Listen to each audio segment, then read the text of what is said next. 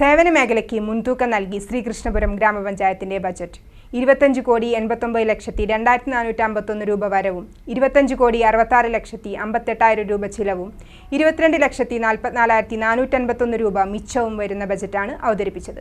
ദാരിദ്ര്യ ലഘൂകരണം, സമ്പൂർണ്ണ ആരോഗ്യ പരിപാലനം, വൃദ്ധജനക്ഷേമം, വനിതാക്ഷേമം, ശാരീരികവും മാനസികവുമായ വെല്ലുവിളികൾ നേരിടുന്നവരുടെ ക്ഷേമം, സമ്പൂർണ്ണ പാർപ്പിട പദ്ധതി, മാലിന്യമുക്ത പഞ്ചായത്ത് തുടങ്ങിയ നേട്ടങ്ങൾ കൈവരിക്കുക എന്നതാണ് ബജറ്റ് മുന്നോട്ട് വയ്ക്കുന്നത്.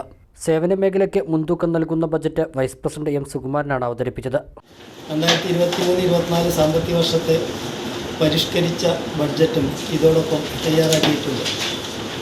24-25 വർഷത്തെ ബഡ്ജറ്റിലെ സംക്ഷിപ്തവും പ്രധാന വരവ് ചെലവുകളും അവതരിപ്പിക്കുകയാണ്. ഓപ്പണിംഗ് ബാലൻസ് 21,66,011 രൂപ. നികുതി വരുമാനം 80 ലക്ഷം.